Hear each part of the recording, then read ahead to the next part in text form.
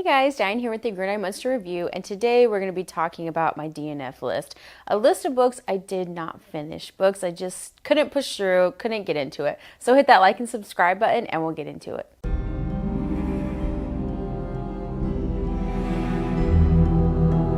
Okay, so I figured I would start this list off with my favorite DNF. I not only tried to finish this book once, but twice. So that is American Elsewhere by Robert Jackson Bennett. And this is about a woman, her name is Mona. She's an ex-cop. Her father dies, and she ends up finding a deed to a house that her mother had owned that she knew nothing about, and it's in a really tiny town in New Mexico. This is a really strange town. You can't find it on any map. She had a really hard time finding it, and once she gets there, she realizes that something is off. Something is really strange. It almost feels like it's in a capsule, in a time capsule, and everyone there is very strange. It's almost on, people there are almost on a timer. So there's a lot of weird things going on. There's creatures in the woods. There's creatures in the town. You can't go out after dark. With all of those interesting things that you think would really make you want to finish a book, for some reason, it just kind of fell flat. And I just, like I said, I tried to finish this twice, but it was really long for one. And the character, I kind of got tired of kind of hearing about here. There are other perspectives, but I felt like you didn't almost hear from them enough to make it interesting enough to go on for like 700 pages.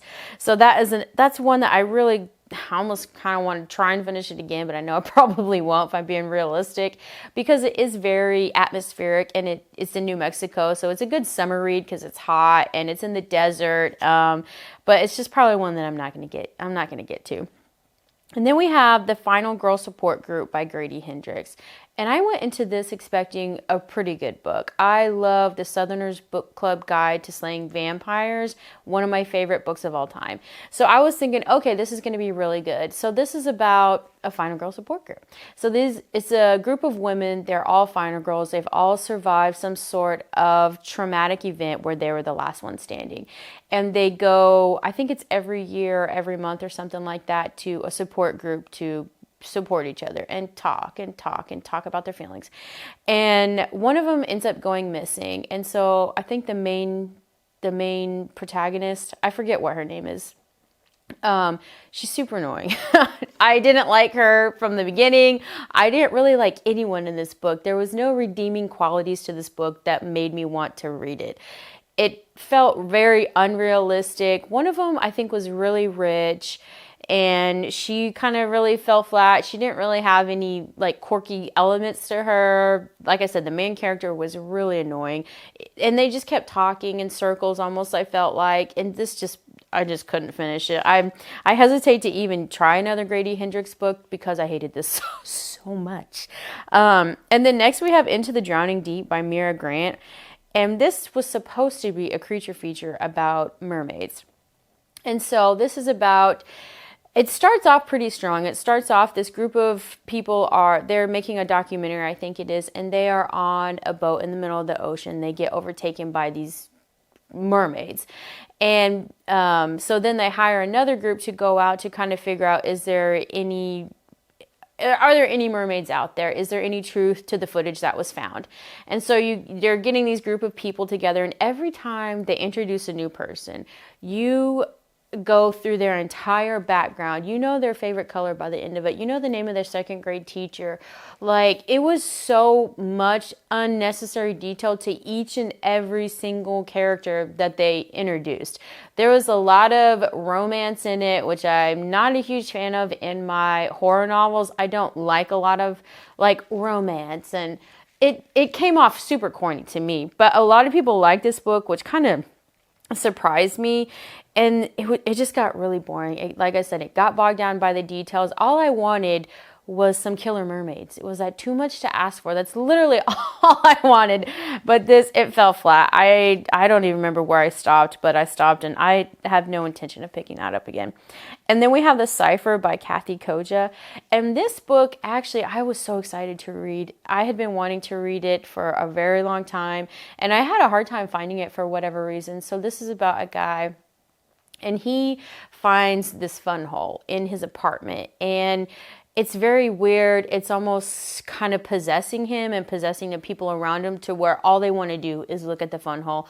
All they want to do is try and stick stuff in there, and it just gets weird. So this is, as cool as that kind of sounds, it really kind of fell flat to me. The atmosphere of the book is really dingy and really heavy and really gross, which I don't mind. You're going to experience that with horror, and sometimes it's a good thing. But with this one, I felt like the heaviness that encompassed you when you read this book there was really no payoff for it. Me and my husband actually tried to read this together, and I think he actually finished it, which was kind of surprising to me, but it just kind of fell flat, and I felt like it wasn't really going anywhere, and I was just stuck in this like depressing, gooey weirdness. I didn't like it. So that was, I feel like I don't ever hear anyone talk about this either, and I think there's probably a reason for that.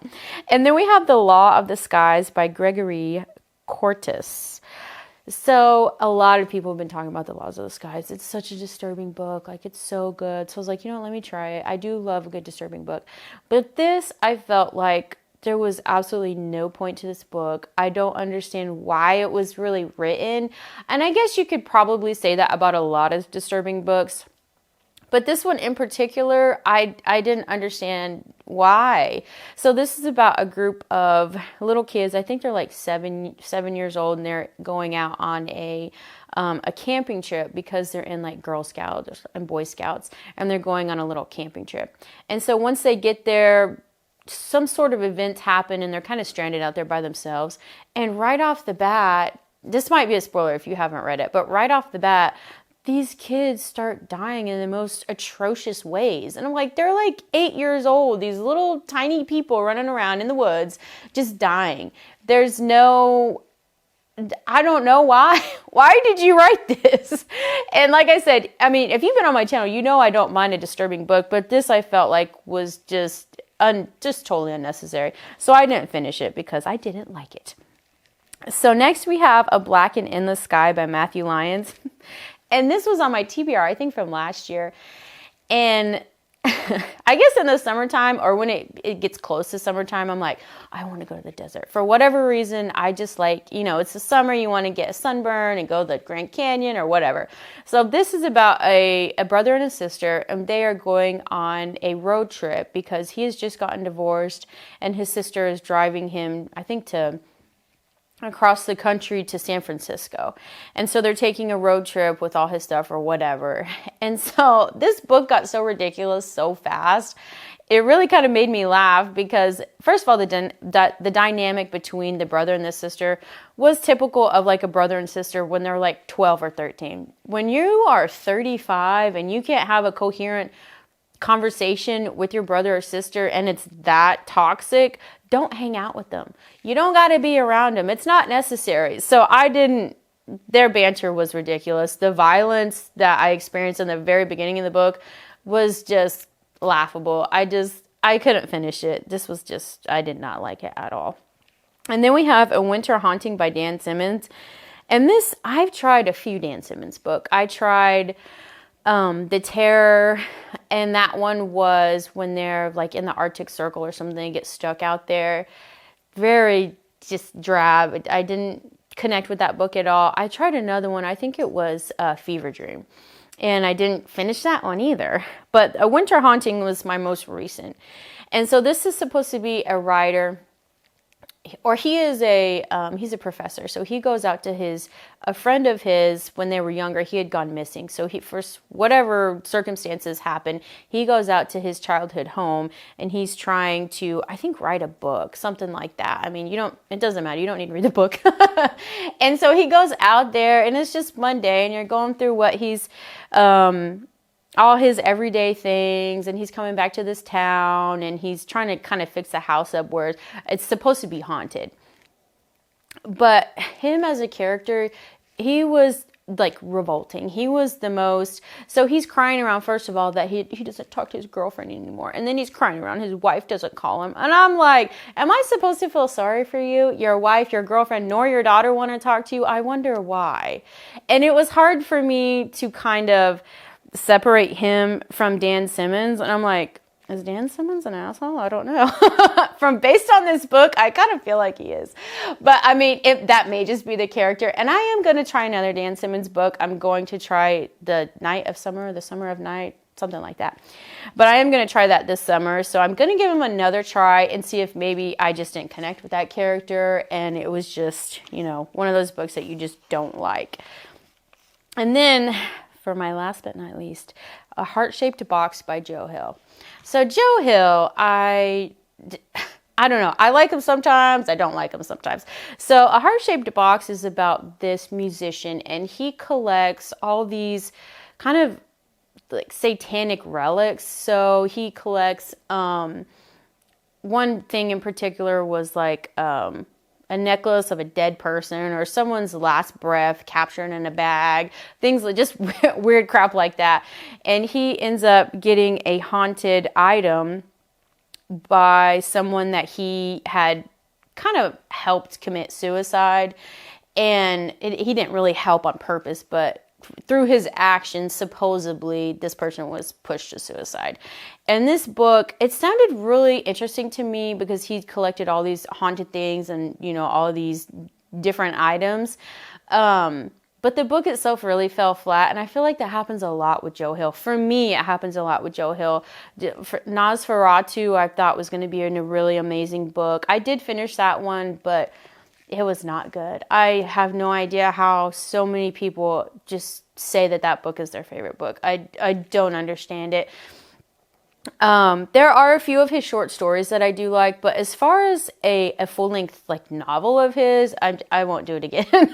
This one had a really good basis, and I thought the main character, he was fine. He wasn't really likable or not likable. I mean, he was a rock star, so he was supposed to be kind of like a philandering jerk, and that's what he was. But it didn't land with me. It was really long. I felt like there was a lot of unnecessary detail, and I just couldn't get through it. So I was like, you know what, life is too short to read a book you're not feeling. So I stopped with that book. So let me know if you read any of these books, if you finished them, if you did not finish them, or some, popular DNFs that you didn't like or that you did like. Hit me up in the comments and hit that like and subscribe button, and we'll see you next time.